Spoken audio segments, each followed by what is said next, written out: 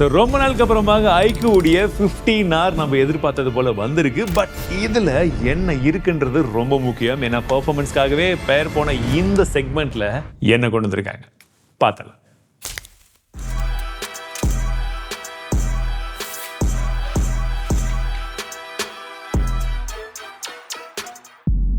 So let start with design. ஏன்னா இது வரைக்கும் அவங்க பண்ணதில் இந்த செக்மெண்ட்டில் எனக்கு ரொம்ப யூனிக்காக பட்ட ஒரு டிசைன் இதுதான் அப்படின்னு சொல்லும். ஆக்சுவலி உங்களுக்கு ஃபோட்டோவில் பார்க்கும்போது எப்படி இருக்குன்னு எனக்கு தெரியல. பட் கையில் எடுத்து எனக்கு பார்க்கும்பொழுது அந்த டிஃப்ரெண்ட் லைட்டிங் கொஞ்சம் ஆங்கிள் மாற்றும் போதெல்லாம் அந்த ஃபினிஷிங் பார்க்குறதுக்கு ரொம்பவே நல்லா இருக்குது. பட் ஓவரால் டிசைனை பொறுத்த வரைக்கும் அதே உங்களுக்கு பாக்ஸி டிசைன் தான். ரொம்ப புதுமையெல்லாம் எதிர்பார்க்காதீங்க. நம்ம இப்போ ரீசெண்ட் டைம்ஸில் பார்த்து அதே மாதிரி தான் இருக்கும்.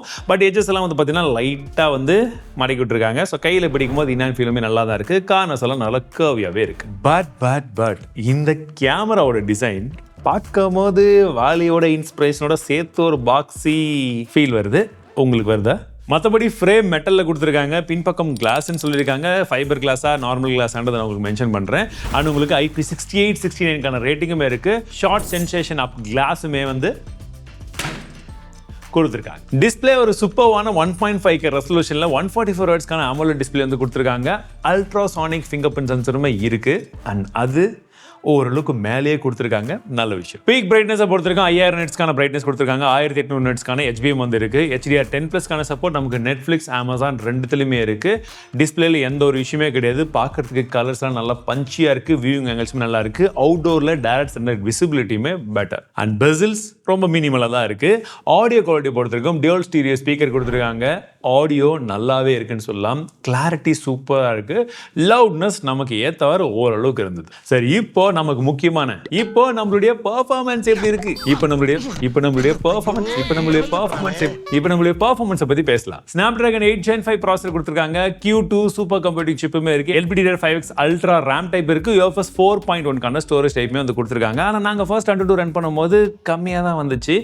சரி, இருந்தாலும் எதுக்கும் இன்னொரு தடவை ட்ரை பண்ணி பார்ப்போமே அப்படின்னு சொல்லி பார்க்கும்போது அப்ப 3 மில்லியனுக்கு மேலே ஸ்கோர் வந்தது. ஸோ இன்னும் கொஞ்சம் ஆப்டிமைஸ் பண்ணும்போது இன்னும் 3.5 வரைக்குமே இது வரும். 3D மார்க்ல நல்ல ஸ்டெபிலிட்டியாக இருக்கு. அண்ட் பெஸ்ட் லுக் ஸ்கோருமே நல்லா இருக்குன்னு சொல்லலாம். CPU த்ராட்லிங்குமே 74% வந்திருக்கு. 6.5K வேப்பர் கூலிங் சேம்பர் கொடுத்துருக்கேன்னு சொல்லியிருந்தாலுமே நமக்கு 3D மார்க்ல வந்து பார்த்தீங்கன்னா அப்ராக்சிமேட்லி 47 டிகிரி வரைக்குமே ஹீட்டிங் போச்சு. இது நார்மல் ரூம் டெம்பரேச்சர்ல இப்போ அடிக்கிற வெயிலுக்கு. பிளஸ் இது கூடவே நெட்வொர்க் என்ஹான்ஸ்மெண்ட் சிப்பும் கொடுத்துருக்காங்க. பட் அது உண்மையாலே கன்வெர்ட் ஆகுதுன்றதுக்கு நம்மளுடைய ப்ராக்டிகல் கேமிங் எக்ஸ்பீரியன்ஸை பார்க்கும்பொழுது BGMIல நமக்கு 120 FPS வரைக்கும் கேமிங் விளையாடி பார்த்தோம். 1 ஹவர்க்கான கேம் பிளேல வந்து பார்த்தீங்கன்னா எங்களுக்கு மேக்ஸிமம் 43 டிகிரி வரைக்கும் டெம்பரேச்சர் போச்சு.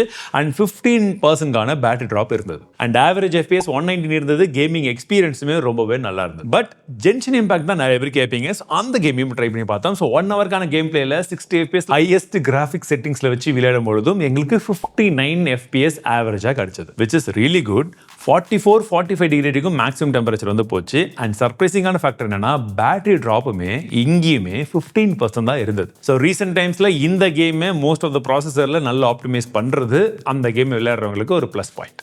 அண்ட் பேட்டரின்னு பார்க்கும்பொழுது 7600 mAhக்கான பேட்டரி வந்து கொடுத்துருக்காங்க. 100 வாட்க்கான ஃபாஸ்ட் சார்ஜர் பாக்ஸ்லேயே வருது. பைபாஸ் சார்ஜிங்கான சப்போர்ட்டுமே இருக்கு. பட் இங்கே நான் மெயினாக எதிர்பார்த்தது இந்த புது கண் எப்படி இருக்குன்னா, ஸோ கேமராவை பார்க்கும்பொழுது நமக்கு 50 மேப்ஸ்க்கான சோனி LYT 700Vன்னு சொல்லக்கூடிய சென்சர் OS-ஓட வருது. 8 மேப்ஸ்க்கான அல்ட்ரா வைட் சென்சர் மட்டும் தான் கொடுத்துருக்காங்க. இங்கே டெலஃபோட்டோவே கிடையாது. 32 மேப்ஸ்க்கான செல்ஃபி கேமரா இருக்கு.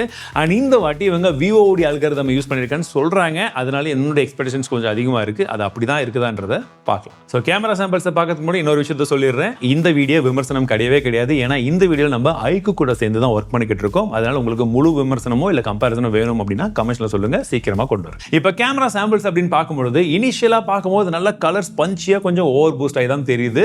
பார்த்த உடனே முன்ன இருந்த iQOO ஃபோன் இந்த R சீரிஸ்ல வந்ததை விட இந்த கேமரா கொஞ்சம் இம்ப்ரூவ் ஆயிருக்கிறது விசிபிளா தெரியுது. பட் உங்களுக்கு போர்ட்ரேட் ஷாட்ல VOD அல்காரிதம் ஓரளவுக்கு ஒர்க் ஆகிற மாதிரி அந்த ஃபீல் வந்து கண்டிப்பா வந்து இருக்கும்.